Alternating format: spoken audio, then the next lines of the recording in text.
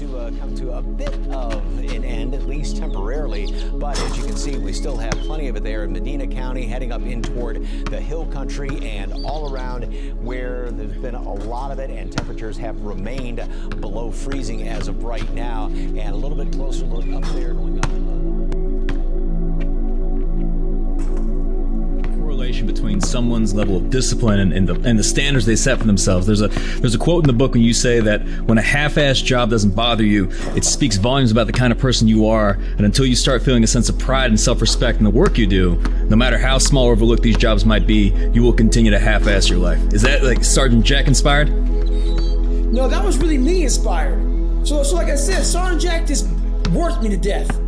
And the lessons, it wasn't like Mr. Miyagi. Like I said, he was my Mr. Miyagi, but it wasn't like one day I got pissed off, wax on, wax off. It wasn't like that shit. As I was doing this stuff, I started having different feelings. Like, I would always like half-ass my work. And Sergeant Jack would always say, you know what, you're gonna get it, you're gonna do it until it's done right.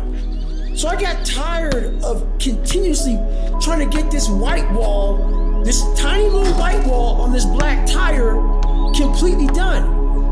And then when I started realizing I'm wasting my time just to fucking get it done, or I'm gonna be out here in this fucking garage all day and night into the next day and night.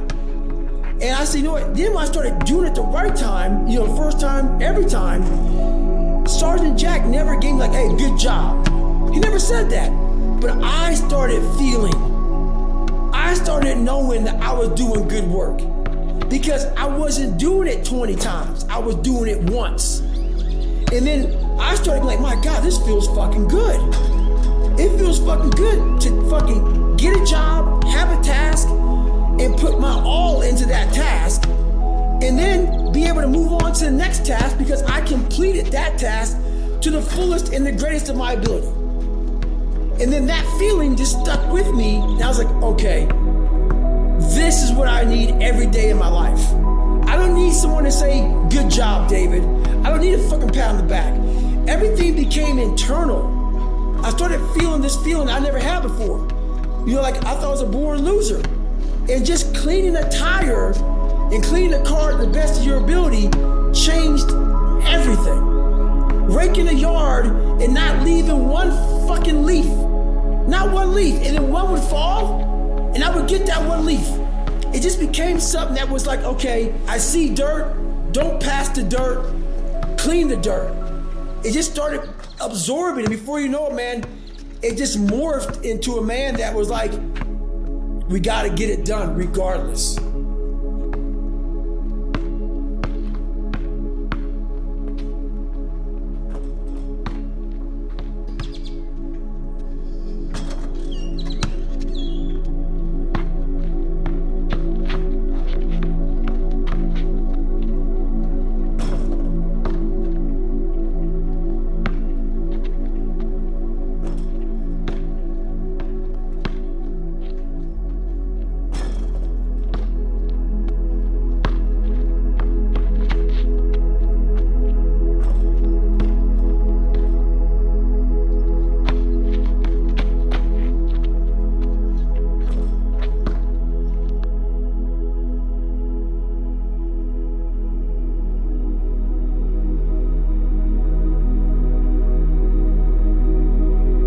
And David, I want to talk about this alter ego that you created, Goggins, right? And I'm curious, like, what led to the creation of the Goggins alter ego?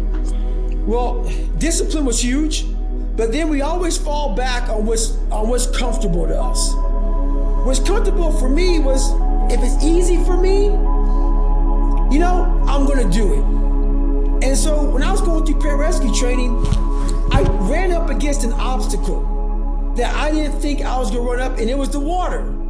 I fucking hated the water.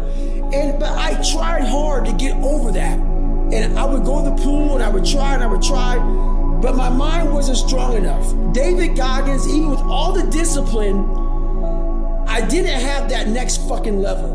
When you're truly committed to something, not like where you like, you know, I wanna be a doctor, but when I run into this roadblock, I don't want to be a doctor. No, I'm going to be a doctor come hell and high water. I needed that kind of commitment. And David Goggins didn't know about that commitment. I knew how to wash a car. I knew how to clean a house. I knew how to, do all these manual labor jobs. But when it came down to true suffering, to the highest of suffering, I didn't have that next level of, all right, motherfucker, we have this next level. David Goggins wasn't enough. So I went into my mental lab and realized, but I want to be great, but I don't have greatness in me. So I had to create a motherfucker that was great. And in my mind, I'm really big on visualization. And people may think it's all kind of bullshit. Believe what the fuck you want. I don't give a shit. This is a true shit right here, man. I went in my mind, I said, okay, I want to look like this. I want to feel like this. And I want to have a mind that is fucking cast iron steel. That is fucking never dull. That is always fucking sharp. That was the biggest thing I wanted.